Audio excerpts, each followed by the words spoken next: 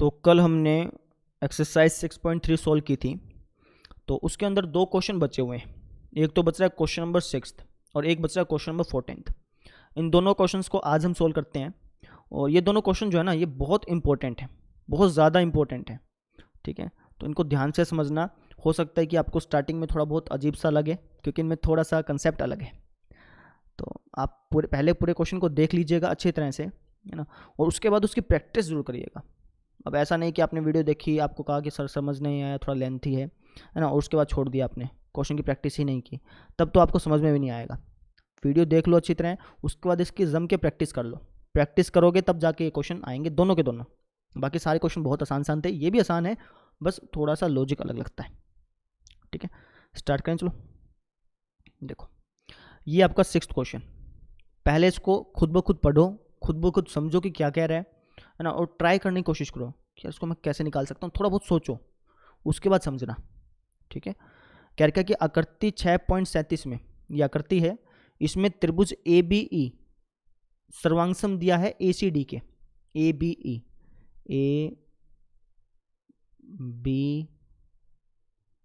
ई ये वाली त्रिभुज आपको सर्वांगसम दी गई है जी, किसके? ए सी डी के। ए सी डी, इस त्रिभुज के। समझ में आया? ब्लैक त्रिभुज, ये जो ब्लैक त्रिभुज है, ये सर्वांगसम दी है रेड त्रिभुज के। ठीक है जी, और हमें दर्शाना है कि त्रिभुज ए डी ई समरूप है ए बी सी के। ए डी ई मतलब ये वाली त्रिभुज, सिर्फ इतना छोटा सा भाग, इसको समरूप दर्शाना है ए बी सी के, इस त्रिभुज के। किस तरीके से करेंगे वो देखो। सबसे पहले जो दिया है और जो सिद्ध करना है उसको लिख देता हूं। तो लिख देते हैं जी, दिया है। क्या दिया है आपको? त्रिभुज ए बी ई सर्वांगसम दिया है त्रिभुज ए सी डी के। सर्वांगसम में क्या होता है कि जब दो त्रिभुज सर्वांगसम दी जाती है ना, तो उनके संगत कोण बराबर हो जाते हैं, और जो संगत भुजाएं हैं वो भी बराबर हो जाती हैं। समरूप में तो क्या होता है, संगत भुजाएं का रेशियो बराबर होता है, लेकिन सर्वांगसम में क्या होता है, जो संगत भुजाएं हैं वही आपस में बराबर हो जाती हैं। जैसे ही आपको दो सर्वांगसम दे रखी हैं, इसका मतलब जो इसकी ए बी भुजा है और जो इसकी ए सी भुजा है, ये दोनों बराबर होंगी। ठीक है, ऐसे ही जो इसकी बी ई भुजा है और जो सी डी भुजा है, ये भी बराबर होंगी। ये आपको दिया हुआ है, मैंने बताया था ना कि जब दो त्रिभुज सर्वांगसम दी जाती हैं तो इसका मतलब उसके साथ साथ ये और आपको फ्री में मिल जाता है, यानी उसकी संगत भुजाएं बराबर मिल जाती हैं फ्री में, उसके संगत कोण बराबर मिल जाते हैं फ्री में। ठीक है, अच्छा, इसका जो ए ई है और इसका जो ए डी है, ये भी बराबर होगा। ए ई और ए डी ये भी आपको बराबर दे रखा है। इसके साथ साथ जो इसका संगत कोण है, संगत कोण का मतलब इस त्रिभुज का एंगल ए और इस त्रिभुज का एंगल ए, ये भी बराबर होंगे। इसका एंगल ए, यानी पूरा नाम लिखेंगे तो ये हो जाएगा बी ए ई, बीच में ले जाता है ना। अगर मैं इसके एंगल ए की बात कर रहा हूँ तो इसको मैं बीच में लूँगा, और इसके एंगल ए की बात करूँगा तो क्या हो जाएगा? एंगल सी ए डी, ये आपको बराबर दे रखा है। इसका एंगल बी, इसका एंगल बी मतलब ए बी ई, और इसका एंगल सी यानी एंगल ए सी डी, ये भी आपको बराबर मिला है। अच्छा, इसका angle E, angle A E B, और इसका एंगल डी, ये भी आपको बराबर मिला है ए डी से। समझ में आ गई? यानी दो त्रिभुज आपको सर्वांगसम दे रखी हैं, तो इसके साथ साथ आपको ये भी मिला हुआ है। ठीक है, हम इनका इस्तेमाल कर सकते हैं। ये आप एक प्रकार से समझो बटन है, इस बटन को प्रेस किया तो ये हमें दिख गया, भैया ये भी हमें साथ साथ मिले हुए थे। ठीक है, तो ये तो आपको दे रखा है। फिर हम लिखते हैं सिद्ध करना है। सिद्ध करना है, क्या सिद्ध करना है? मुझे सिद्ध करना है कि त्रिभुज ए डी ई समरूप होगा ए बी सी के। त्रिभुज ए डी ई समरूप होगा त्रिभुज ए बी सी के। ठीक है, तो इसको कैसे करेंगे वो देखो। ए डी ई हमारी ये वाली त्रिभुज है, छोटी सी टुकड़ा है, छोटा सा ना, तो इसके काम करते हैं, अलग से बना लेते हैं ताकि समझ में आ जाए। ये हो गया जी हमारा ए डी ई। इसको मुझे समरूप करना है किसके? ए बी सी के, इस पूरे के। तो इसको भी अलग से बना लेता हूँ। ये पूरा बना दिया भाई हमने। लो जी, ए बी सी, समझ में आया? इस ए डी ई को समरूप करना है इस ए बी सी के। अब इन दोनों को समरूप कैसे करोगे वो देखो। अच्छा देखो, अगर आप ध्यान से देखोगे ना, इन दोनों में एंगल ए तो है, इसमें भी है और इसमें भी है, यानी एक कोण तो दोनों में बराबर है। ठीक है, अब इसके अलावा क्या क्या हमें दिया हुआ है भाई, अगर आपको और एंगल बराबर दे रखे हों, कुछ भुजाएं का दे रखा हो, वो देखते हैं। तो सबसे पहले एंगल देखते हैं, एंगल बी ए ई बराबर मिला है सी ए डी के, बी ए ई। अगर आप देखो, अच्छा बी ए ई तो है ही नहीं, इसमें तो बी ए सी है ना, यानी ये वाला तो एंगल है ही नहीं हमारे पास। अच्छा सी ए डी भी नहीं है, इन दोनों में ना तो सी ए डी है। ए बी ई भी नहीं है। ए सी डी भी नहीं है भैया, इन दोनों आकृतियों में ए सी डी कहाँ है, नहीं है ना। तो ए ई बी भी नहीं मिला हुआ, ए डी सी भी नहीं। मतलब जो एंगल्स हैं वो तो हमें मिले ही नहीं हुए, यानी हमें कोई ऐसी कसौटी लगानी पड़ेगी जिसमें एक एंगल हो। याद है आपको साइड एंगल साइड समरूपता कसौटी, ये ऐसी कसौटी है, ये ऐसा रूल है जिसके अंदर एक एंगल होता है। बाकी में तो क्या होता है, एंगल एंगल में दो एंगल हो गए, और साइड में क्या होता है, एक भी एंगल नहीं होता। यानी कि मुझे इन तीनों में से कोई एक कसौटी लगानी थी, तो मुझे पता चल गया कि कौन सी कसौटी लगेगी। कौन सी लगेगी, साइड एंगल साइड, क्योंकि साइड एंगल साइड लगाऊंगा ना, तो साइड एंगल साइड से मैं इन दोनों को समरूप कर पाऊंगा। इतनी बात क्लियर आ गई। ठीक है, तो साइड एंगल साइड लगाने के लिए मैं इनके साइड्स का रेशो बराबर करना चाहूँगा। मतलब मुझे ए डी और ए बी का जो रेशो है वो कैसे ना कैसे करके बराबर करना है ए ई और ए सी के। अगर ये बराबर हो गया तो साइड एंगल साइड रूल लगेगा और ये दोनों हमारी समरूप हो जाएंगे। अब देखते हैं क्या और क्या दे रखा है। हमें दे रखा है ए बी बराबर ए सी, यानी ए बी और ए सी बराबर मिला है, ए बी और ए सी आपको बराबर मिला है। अच्छा, तो एक काम करते हैं ना, इसको कुछ मान लेता हूँ, इसको लेट से एक्स मान लिया, तो ये भी क्या हो जाएगा, एक्स हो जाएगा। क्यों मानना है ये आपको बाद में बताऊंगा, अभी पहले समझ लो कि मैंने इसको एक्स मान लिया, बिना माने काम करते तब भी हो जाता, लेकिन एक्स मान के लिया। ठीक है, अच्छा बी ई और सी डी बराबर दिए हैं, लेकिन इनमें तो बी ई सी डी है नहीं, छोड़ो इसको। ए ई और ए डी बराबर दिए हैं, ए ई और ए डी बराबर दिए हैं, तो लेट्स से इसको मैं वाई मान लेता हूँ, है ना, इसकी लेंथ और इसकी लेंथ तो अलग अलग है ना, तो इसको हमने वाई मान लिया, तो ये भी क्या हो जाएगा, वाई हो जाएगा। अब मुझे क्या करना था, मुझे ए डी और ए बी का रेशो बराबर करने की कोशिश करनी थी ए ई और ए सी के रेशो के, और ये हो गया। कैसे, देखो ए डी और ए बी का अगर आप रेशो देखोगे तो ये आएगा आपका Y by X, A D और ए बी का रेशो तो वाई बाई एक्स है ना, और ए ई और ए सी का रेशो देखोगे तो वो भी वाई बाई एक्स है, यानी ए डी और ए बी का जो रेशो है वो बराबर आ गया ए ई और ए सी के रेशो के, है ना। इस साइड का इस साइड के साथ जो रेशो है वो बराबर आ गया इस साइड के रेशो के, यानी साइड एंगल साइड से आप ये दोनों त्रिभुजों को क्या कह सकते हैं, समरूप कह सकते हैं।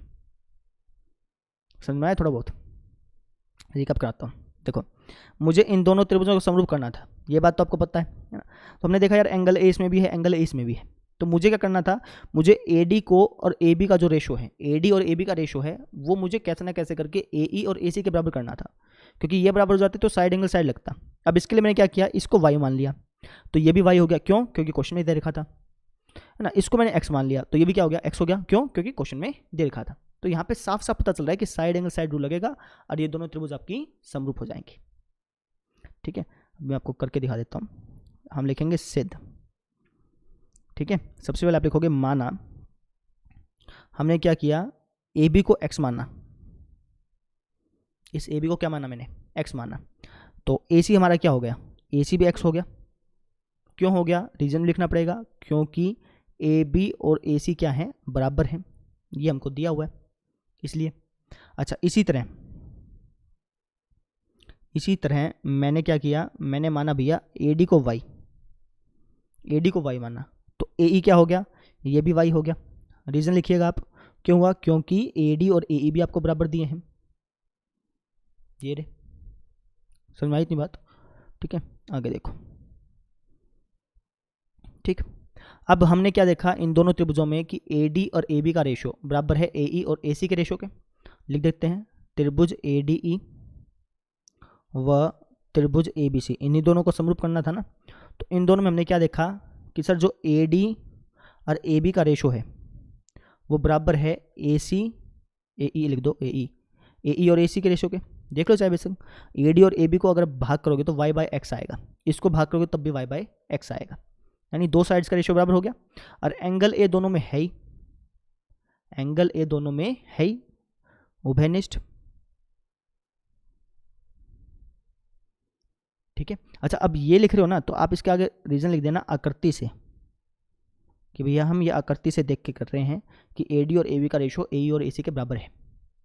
ठीक है, अब साइड एंगल साइड से मैं क्या कह सकता हूँ कि दोनों त्रिभुज आपकी समरूप है, लिख देते हैं। तो साइड एंगल साइड समरूपता कसौटी से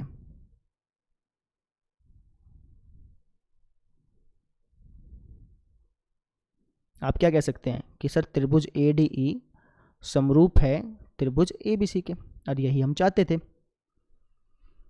थोड़ा सा लॉजिक अलग था ना इसमें हम कहेंगे सर एक्स और वाई क्यों माना। देखो अगर आप एक्स और वाई नहीं मानते ना तब आपको थोड़ा सा रट्टा मारना पड़ता है ना। और आप खुद देखो, आप है ना एक्स और वाई बिना माने करो, आप बिना इसको एक्स और बिना इसको वाई माने करो, आपको है ना बाद में दिक्कत आएगी।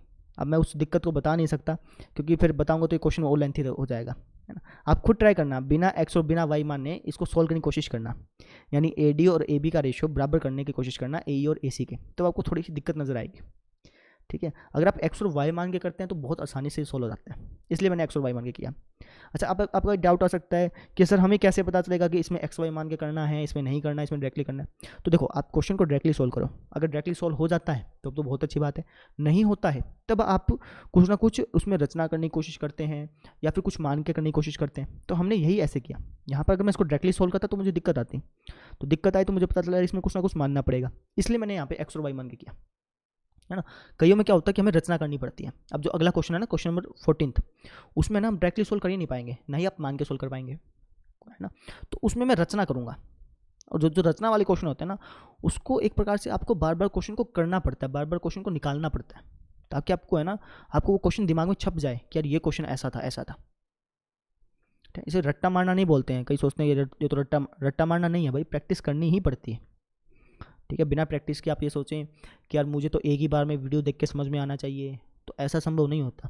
कई क्वेश्चन होते हैं जो आसानी से समझ में आ जाते हैं, कई क्वेश्चन में प्रैक्टिस करनी पड़ती है ना। अगर सबको आसानी से समझ में आ जाते तो सारे टॉप रैंक नहीं ले आते, ये भी तो चीज़ है ना। तो आप इसको नोट करो, इसकी प्रैक्टिस को 3-4 बार, और उसके बाद अगला क्वेश्चन देखना, है ना।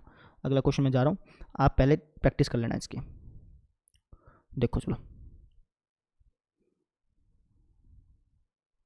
क्वेश्चन नंबर 14, और ये सबसे अच्छा क्वेश्चन है। ठीक है, अच्छा का मतलब ये नहीं कि मुश्किल है, अच्छा है, अभी पता चल जाएगा आपको कि क्यों अच्छा है। देखो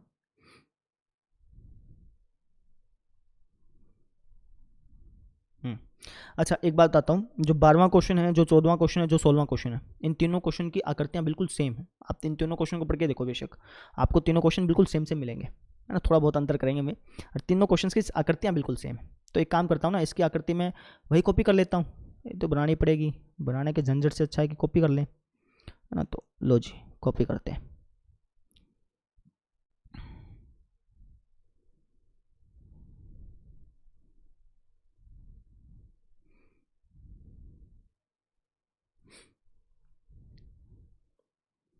ठीक है, अब इस क्वेश्चन को ध्यान से समझना। क्या क्या कि एक त्रिभुज ABC की भुजाएं AB और AC और माध्यिका AD, अन्य त्रिभुज की भुजाएं PQ PR और माध्यिका PM के क्रमशः समानुपाती हैं। क्रमशः का मतलब यह है कि इसका AB पहले वाला और इसका PQ, इसका रेशो, और AC और PR का रेशो, और AD और PM का रेशो, ये रेशो बराबर दिए हैं। पहले वाला पहले वाले के, दूसरे वाला दूसरे वाले के, तीसरे वाले का तीसरे वाले के, ये समानुपाती है। समझ में आ गई। AB PQ का रेशो, AC PR का रेशो, और AD जो कि माध्यिका है, और PM ये भी माध्यिका है, इनका रेशो आपको बराबर दिया हुआ है। तो उसको मैं लिख लेता हूं पहले, दिया है, क्या दिया है, AB PQ का रेशो बराबर दिया है AD PM के रेशो के, और ये बराबर दिया है AC PR के रेशो के, ये आपको बराबर दिया है। अब लिखते हैं हम सिद्ध करना है, सिद्ध करना है। क्या सिद्ध करना है भाई, मुझे सिद्ध करना है कि त्रिभुज ABC समरूप है PQR के। त्रिभुज ABC को समरूप सिद्ध करना है PQR के। अब ABC PQR कहाँ है, देखें, ABC तो है जी पूरी, है ना। PQR देखो, PQR है जी हमारी ये पूरी। इन दोनों त्रिभुजों को आपने समरूप करना है, तो पहले आप खुद सोचो, दिमाग लगाओ, अपने आप वीडियो पॉज करो, दिमाग लगाओ कि यार इन दोनों को समरूप कैसे कर सकता हूँ। सोचो, शाबाश, सोचो इन दोनों को समरूप कैसे किया जा सकता है। और बहुत आसान है, बहुत ज़्यादा आसान है। बताओ। देखो, इसका ए बी और इसका पी क्यू, इनका रेशो बराबर दिया है ए सी और पी आर के रेशो के। ये तो आपको दिया हुआ है, देख लो बेशक। ए बी पी क्यू का रेशो आपको बराबर मिला है ए सी पी आर के, ये आपको पहले से ही बराबर दिया हुआ है ना। तो अगर आप थोड़ा सा दिमाग लगाओगे तो आपको पता चल जाना चाहिए था कि अगर मैं एंगल ए को कैसे ना कैसे करके एंगल पी के बराबर कर दूं, तो साइड एंगल साइड से आप इन दोनों त्रिभुजों को समरूप कह सकते थे। कब? जब आप एंगल ए को एंगल पी के बराबर कर देते तब। यानी मेरा मेन एम क्या है कि कैसे ना कैसे करके एंगल ए को एंगल पी के बराबर किया जाए, ठीक है। तो हम अब जो भी काम करेंगे ना, अब मैं जो भी काम करूंगा वो सिर्फ एंगल ए और एंगल पी को बराबर करने के लिए करूंगा, क्योंकि 90% तो क्वेश्चन सोल्व हो गया। आपको तरीका पता चल गया कि साइड एंगल साइड रूल लगाएंगे और ये दोनों त्रिभुज हमारी समरूप हो जाएगी, है ना। साइड एंगल साइड रूल से दोनों क्या हो जाएंगी? समरूप। बस दिक्कत क्या है कि एंगल ए और एंगल पी बराबर करने हैं, है ना। अब मैं जितना कुछ करूंगा, चाहे मैं रचना करूं, है ना, कितना ही बड़ा क्वेश्चन करूं, वो सिर्फ इसलिए होगा ताकि एंगल ए को एंगल पी के बराबर किया जा सके, ठीक है। अच्छा, अब एंगल ए को एंगल पी के बराबर करने के लिए मुझे यहाँ पे रचना करनी ही पड़ेगी। बिना रचना किए आप इनको बराबर नहीं कर सकते। अगर आप 12वां क्वेश्चन आपको याद हो तो उसमें एंगल बी और एंगल क्यू को बराबर करना था, उसमें रचना की जरूरत नहीं पड़ी थी, क्योंकि उस टाइम आपको बी सी और क्यू आर में रेशो दे रखा था। तो फिर माध्यिका की तो आधा आधा कर करके फिर हमने इनको बराबर कर दिया, रचना की जरूरत पड़ी नहीं। लेकिन अब इस कंडीशन में एंगल ए और एंगल पी को बराबर करने के लिए आपको रचना करनी ही पड़ेगी। बिना रचना के आप खुद सोल्व करके देखो, आपसे हो ही नहीं पाएगा। कैसे करोगे? इस त्रिभुज को इस त्रिभुज के समरूप नहीं दिखा सकते, इसको इसके समरूप नहीं दिखा सकते, तो आप एंगल ए को एंगल पी के बराबर कर ही नहीं पाओगे बिना रचना किए। लेकिन रचना किए करके आप इसको सोल्व कर पाओगे, है ना। ये सारी बातें इसलिए बता रहा हूँ ताकि आपको, है ना, पता चल सके कि रचना क्यों करने। रचना तभी करी जाती है जब आप क्वेश्चन को बिल्कुल सोल्व ही ना कर पाएँ, आगे उससे बढ़ ही ना पाएँ, तब हम यहाँ पे रचना करते हैं। अब रचना क्या करूँगा वो समझो। मैं इस ए बी पर एक पॉइंट ले लूँगा, लेट से पॉइंट ले लिया मैंने ई, ये पॉइंट है वो, और ये ई पॉइंट ऐसा है जो इस ए बी को समद्विभाजित कर रहा है। या फिर आप कह लो कि मैंने ए बी पर एक मध्य बिंदु ले लिया, वो भी ठीक है। मैंने ए बी पर क्या ले लिया? एक मध्य बिंदु जिसका नाम लिया मैंने ई, और ई और डी को जोड़ दिया। ई और डी को क्या कर दिया? जोड़ दिया। बात समझ में आई? सेम कंसेप्ट इसमें किया। मैं पी के ऊपर एक पॉइंट लूंगा, लेट से मैंने ले लिया एफ, ये जो एफ पॉइंट है ना, ये इस पी के का मध्य बिंदु होगा। कहने का मतलब मैंने क्या किया, मैंने पी के ऊपर एक मध्य बिंदु लिया एफ, और इस एफ और एम को जोड़ दूंगा। कंस्ट्रक्शन समझ में आई? रचना समझ में आई? मैंने क्या की, मैंने ए बी पर एक पॉइंट लिया ई, इसी तरह पी के ऊपर पॉइंट लिया एफ। ई और एफ क्या है? दोनों मध्य बिंदु हैं, इन दोनों को दिया जोड़ दिया। अब इससे फायदा क्या होगा वो समझो, इसको मिटा रहा हूँ, समझो इसको फायदा क्या होगा। अब इसमें बन गई एक छोटी सी त्रिभुज प्यारी सी, ये बन गई, और इसमें भी बन गई एक छोटी सी त्रिभुज, ये वाली। अब हमारा एम क्या होगा कि कैसे ना कैसे करके यार इन दोनों को समरूप करें।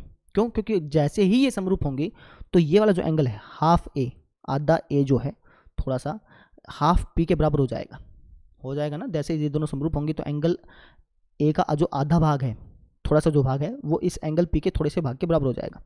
अब इसी तरीके से मैं इस भाग को, ये जो बचा हुआ भाग है, इसको मैं एंगल इस भाग के कर सकता हूँ, है ना। या फिर आप इनको नाम देते हैं, एक इसको नाम दे दिया, दो इसको नाम दे दिया, तो एंगल एक एंगल दो के बराबर हो जाएगा जब आप ये पिंक त्रिभुज को ग्रीन त्रिभुज के समरूप कर देंगे। फिर उसी प्रकार से आप कह सकते हैं कि एंगल 3 और एंगल 4 भी बराबर होनी चाहिए।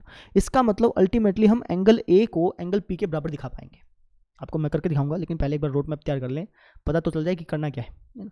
तो इस प्रकार से एंगल ए और एंगल पी क्या हो जाएंगे? बराबर हो जाएंगे। बराबर हो गए, फिर आप साइड एंगल साइड से ये दोनों बड़ी बड़ी त्रिभुज हैं ए बी सी और पी क्या हुआ, इनको समरूप दिखा देना। वापिस समझो हम कर क्या रहे हैं। सबसे पहले मैंने कंस्ट्रक्शन करके छोटी सी त्रिभुज बनाई, ये भी छोटी सी त्रिभुज बनाई। अब जैसे ही मैं इन दोनों को समरूप करूंगा तो एंगल 1 बराबर होगा एंगल 2 के। ऐसे ही मैं कह सकता हूँ कि ये जो एंगल 3 है छोटा सा, ये एंगल 4 के बराबर हो जाएगा। इन दोनों को जोड़ दूंगा, तो इसका मतलब एंगल 1 और 3 और एंगल 2 और 4, एंगल ए और एंगल पी, ये दोनों के दोनों क्या हो गए? बराबर हो गए।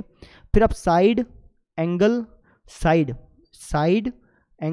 साइड से इन दोनों बड़ी बड़ी त्रिभुज, बड़ी बड़ी का मतलब ए बी सी और पी क्या हुआ, इनको समरूप दिखा पाओगे। थोड़ा सा तो लेंथी है भाई, इसलिए मैं सबसे लास्ट में करा रहा हूँ, मानता हूँ है लेंथी, लेकिन आपको प्रैक्टिस करनी पड़ेगी, है ना। तो हम लिखेंगे यहाँ पे रचना क्यों कर रहे हैं ये पता चल गया। रचना इसलिए कर रहे हैं क्योंकि बिना रचना के क्वेश्चन सोल्व हो ही नहीं पा रहा था। सारे तामझाम लगा के देख लिए थे, बिना रचना के क्वेश्चन सोल्व नहीं कर पा रहे थे, इसलिए मैंने की रचना। क्या रचना की कि भैया मैंने ए बी के मध्य बिंदु लिया, ए बी पर ई एक मध्य बिंदु लिया,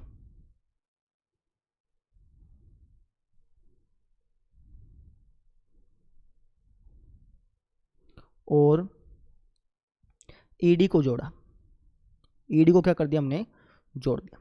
ठीक ऐसे ही बिल्कुल सेम तरीके से पी के ऊपर एफ पॉइंट लिया, पी के ऊपर एफ एक मध्य बिंदु लिया और एफ एम को जोड़ा। आप प्रॉपरली लिखिएगा, ठीक है। अब करते हैं जी सिद्ध। देखो सबसे पहले मुझे क्या दे रखा है, मुझे ये दे रखा है ना, इसको लिख लेता हूँ, ए बी बटा पी क्यू बराबर दिया है ए डी बटा पी एम के, और ये बराबर दिया है ए सी बटा पी आर के। अब ये क्यों लिखा, इसका रीज़न समझना। देखो ये हमको दिया हुआ है, अब मैं क्या करूँगा, ये तीनों साइड्स बराबर दे रखी है ना, साइड्स का रेशियो बराबर दे रखा है, तो इन तीनों साइड्स को मैं तोड़ के, कई तोड़ के, कभी कुछ जोड़ के, इन तीनों साइड्स का रेशियो बनाऊंगा छोटी छोटी का। समझ में आई? ये दोनों छोटे छोटे जो त्रिभुज हैं, ये जो मेरे को साइड दे रखी हैं, इनको मैं तोड़ूंगा, है ना, कुछ जोड़ूंगा कुछ तोड़ूंगा, ऐसे जोड़ तोड़ के मैं इनको ऐसा ऐसा बनाऊंगा। अभी तो क्या दे रखा है, ए बी पी क्या दे रखा है ना, इसको मुझे कैसे ना कैसे करके ए ई और पी एफ में बदलना है। और ए डी पी एम दे रखा है, ए डी पी एम दे रखा है, इसको तो सेम ही सेम रखना है क्योंकि दोनों त्रिभुजों में है। ए सी पी आर दे रखा है, ए सी पी आर, इसको चेंज करना है ए डी और एफ एम में। क्यों कर रहे हैं, ताकि ये तीनों साइड्स का जो रेशियो है ना छोटी ट्राइंगल्स का, ये बराबर हो जाए। ये बराबर हो गया तो साइड से दोनों समरूप हो पाएंगे। मेन एम तो ये है ना कि कैसे ना कैसे करके इन दोनों को समरूप किया जाए। जैसे समरूप होंगी, एंगल 1 एंगल 2 के बराबर होगा, एंगल 3 एंगल 4 के बराबर होगा, तो एंगल पूरा ए एंगल पी के बराबर हो जाएगा, फिर हम आगे कर सकते हैं। समझ में आ गई? तो इसलिए मैं कर रहा हूँ। अब मैं इन तीनों साइड्स को, इस त्रिभुज की तीनों साइड्स को और इस त्रिभुज की तीनों साइड्स को, इनका रेशियो बराबर करना चाहता हूँ, और मुझे ये दिया है। अब मुझे इनको तोड़ना पड़ेगा, कभी जोड़ना पड़ेगा, और इनको तोड़ मोड़ के ऐसा ऐसा बनाना पड़ेगा। कंसेप्ट समझ में आया? तो देखो क्या है, यहाँ पे लिखा है ए बी बटा पी क्या मुझे इस त्रिभुज में, इस और इस त्रिभुज में ए बी और पी की जरूरत है? तो आप कहोगे सर नहीं, मुझे तो ए ई और पी एफ की जरूरत है, ए बी और पी की जरूरत है ही नहीं, ए बी और पी एफ की जरूरत है ना, ए ई और पी एफ की। तो आप तोड़ोगे कैसे? आप क्या करो, दोनों का आधा आधा कर दो, ए बी का भी आधा कर दो और पी क्यू का भी आधा कर दो। दोनों का हमने क्या कर दिया, आधा। अब अगर आप इनका आधा करोगे, दोनों का आधा करोगे, तो ए ई हो जाएगा ना, ए बी का आधा करोगे तो ए ई हो जाएगा, क्योंकि ई आपने मध्य बिंदु खींचा है। बस नहीं, इसी तरह पी क्यू का आधा क्या हो जाएगा, पी एफ हो जाएगा, क्योंकि एफ आपने क्या खींचा है, मध्य बिंदु। तो हम दोनों का आधा कर करके, इसका आधा और इसका आधा करके, इन दोनों को ए ई और पी एफ में चेंज कर सकते हैं। समझ में आई? पहले भी हम ऐसा करते थे। बराबर ए डी पी एम की जरूरत पड़ेगी क्या, देख लेते हैं। ए डी पी एम की, हाँ ये तो पड़ेगी जरूरत, दोनों ही त्रिभुजों में ए डी पी एम है ना, तो इन दोनों की तो जरूरत पड़ेगी। ठीक है जी। अच्छा, ए सी पी आर की जरूरत पड़ेगी, ए सी की और पी आर की। ए सी पी आर की तो जरूरत है ही नहीं, मुझे इस पिंक त्रिभुज और इस ग्रीन त्रिभुज में ए सी पी आर की जरूरत थोड़ी है, मुझे तो ई डी और एफ एम की जरूरत है। यानी मुझे ए सी पी आर को ई सी एफ एम में चेंज करना है। अब यहाँ पर थोड़ा सा समझिएगा, मुझे इस ए सी को ई डी में चेंज करना है, ए सी को क्या करना है, ई डी में चेंज। कैसे करूँगा वो समझो। क्लास 9th में एक थ्योरम थी मध्य बिंदु प्रमेय, याद है आपको?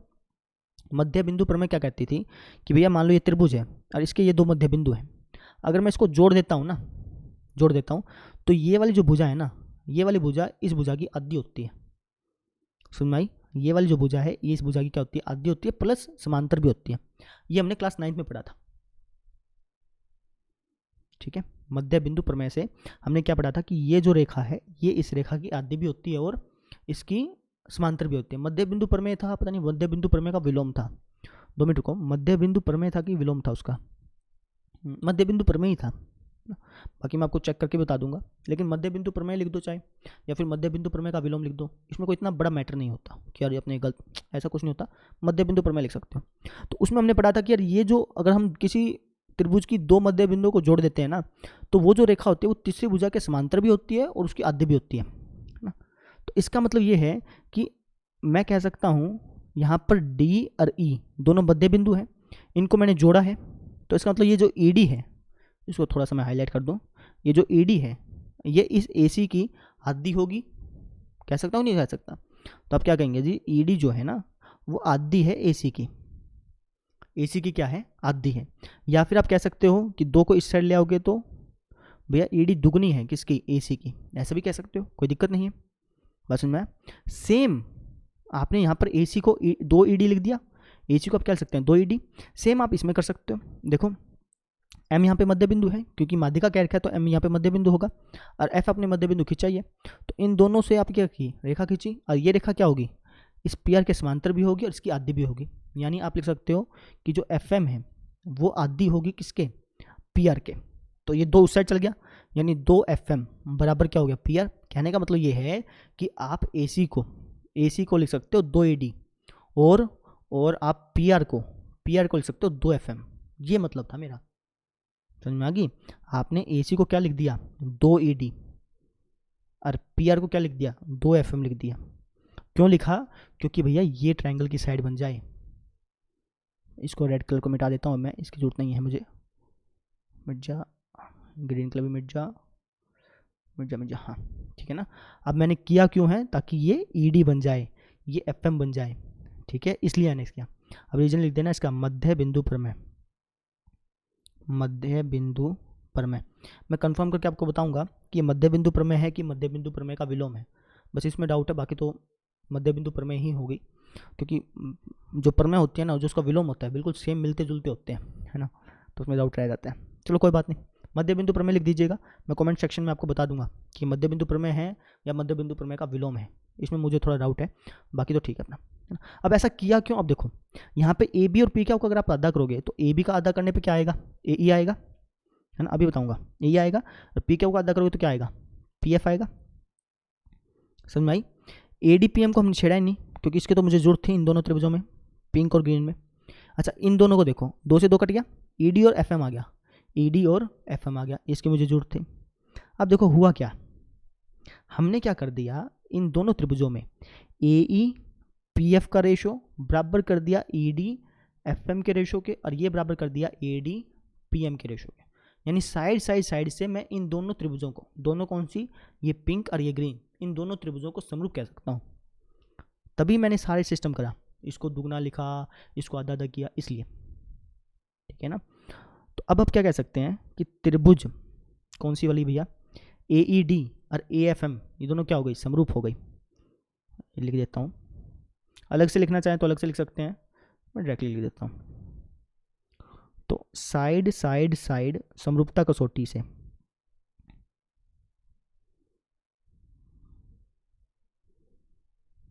आप क्या कह सकते हैं कि सर त्रिभुज कौन सी वाली भैया, ए ई डी और पी एफ एम दोनों हो गए समरूप। ए ई डी और पी एफ एम ये दोनों होगी जी हमारी समरूप, ठीक है, समझ में आ गई इतनी बात। ये दोनों समरूप हो गई ना। अब इससे फायदा क्या होगा, ये जो एंगल 1 है ये एंगल 2 के बराबर हो जाएगा, ठीक है, एंगल 1 बराबर हो जाएगा एंगल 2 के। रीजन क्या लिखोगे, समरूप त्रिभुजों के संगत कोण, ठीक है। इसी तरह जो ये एंगल 3 है, ये वाला जो एंगल 3 है आपको दिख रहा है क्या, ये वाला एंगल 3 और ये वाला एंगल 4, ये दोनों भी बराबर हो जाएंगे। क्यों, क्योंकि देखो ई पॉइंट अब की बार मैंने यहाँ पे लिया, लेट्स से मैं यहाँ पे कोई और पॉइंट ले लेता, आपको बना के दिखा रहा हूँ लेकिन बनाना नहीं आपको।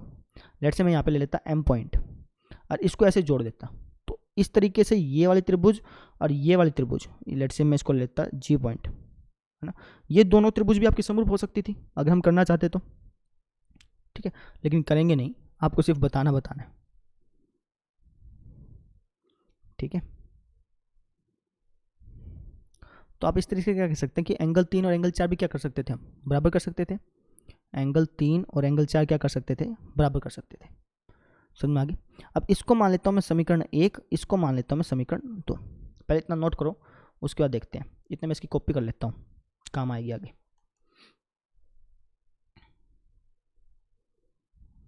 नोट करो इतना, देखो जी, ठीक है। अब हमने क्या कर दिया, एंगल 1 को एंगल 2 के बराबर कर दिया, एंगल 3 को एंगल 4 के बराबर कर दिया। एंगल 1 को तो एंगल 2 के, एंगल 3 को एंगल 4 के। अब मैं इनको जोड़ दूंगा, कैसे, मैं लिखूंगा समीकरण 1 व 2 को जोड़ने पर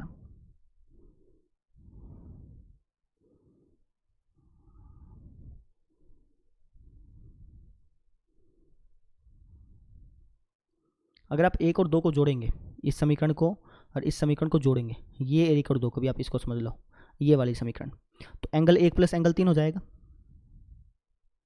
और यहाँ पे क्या हो जाएगा, एंगल 2 प्लस एंगल 4। एंगल 1 और एंगल 3 का जोड़ क्या बन गया, एंगल ए बन गया। एंगल 1 और एंगल 3 को जोड़ोगे तो पूरा एंगल 1 नहीं बन जाएगा, एंगल 2 और एंगल 4 को जोड़ोगे तो क्या बन जाएगा, पूरा एंगल पी बन जाएगा। ये दोनों हमारे क्या आ गए, बराबर। और यही हम चाहते थे, मैंने कहा था कि हमारा मेन एम ही यही है कि एंगल ए और एंगल पी को बराबर किया जाए कैसे ना कैसे करके, और वो हमने कर दिया, है ना। अब आपने कुछ नहीं करना, अब आप लिखेंगे, इतना लिख लिया। अब आप लिखेंगे तो त्रिभुज ए बी सी, जिनको मुझे समरूप करना ना, अब उनको ले लो, वह त्रिभुज पी क्या हुआ, ठीक है, इन दोनों को ले लिया। अभी तक मैं आपको रिकैप करा देता हूँ हमने क्या किया। हमें है ना स्टार्टिंग में इन दोनों त्रिभुजों को, बड़ी बड़ी त्रिभुजों को समरूप करना था।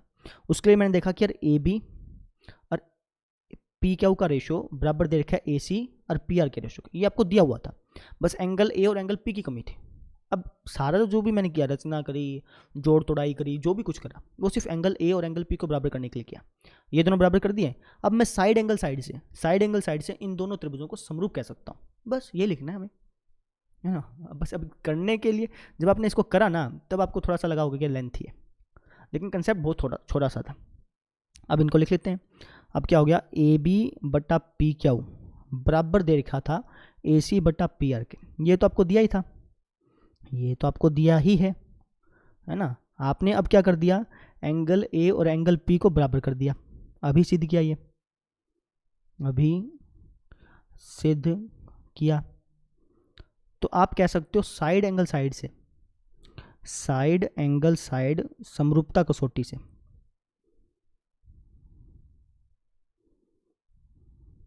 त्रिभुज ए बी सी को अब आप क्या कह सकते हो कि सर ये समरूप है त्रिभुज पी क्यू आर के। समझे, इसकी प्रैक्टिस करो, दो तीन बार भी बहुत कम कह दिया, इसकी 3-4 बार प्रैक्टिस करो अच्छी तरह, ठीक है।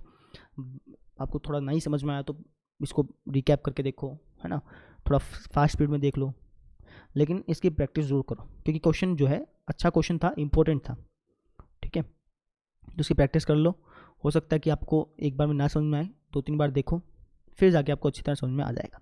और ऐसा जो है नहीं कि भाई आप प्रैक्टिस कर लें 10 बार और आपको आया ना, ऐसा तो होने से रहा, आपको आएगा ज़रूर। किसी ने ये सुना है कि भाई मैंने तो 20 बार प्रैक्टिस करी, क्वेश्चन आया नहीं, है ना, वो तो आपकी लगन के ऊपर डिपेंड करता है। तो इस तरीके से हमने इसको करना था। अब इसको करने के यार एक और तरीका था, है ना, वो तरीका मैं आपको बता नहीं रहा हूँ, क्योंकि वो तरीका बताऊँगा तो फिर आप ये तरीका आपको लगेगा कि यार ये तरीका आसान है और वो तरीका मुश्किल है, तो इसलिए मैं बता ही नहीं रहा हूँ उस तरीके को, ठीक है। तो इस तरीके से आपने इसको करना था। तो 1-2 बार इसकी प्रैक्टिस करो, और हमारी जो एक्सरसाइज है, एक्सरसाइज 6.3 अब हमारी कंप्लीट हो गई, ठीक है। कल हम इसके थ्योरम करेंगे, इसकी 3 थ्योरम है, तीनों ही थ्योरम जो है ना बहुत इंपॉर्टेंट है, तो ध्यान से कल समझिएगा फिर आप, ठीक है। उसमें से एक थ्योरम तो आपकी कट भी चुकी है इस साल बोर्ड में से, और ये आप कर लेना, ठीक है। तो कल मिलते हैं फिर, थैंक यू।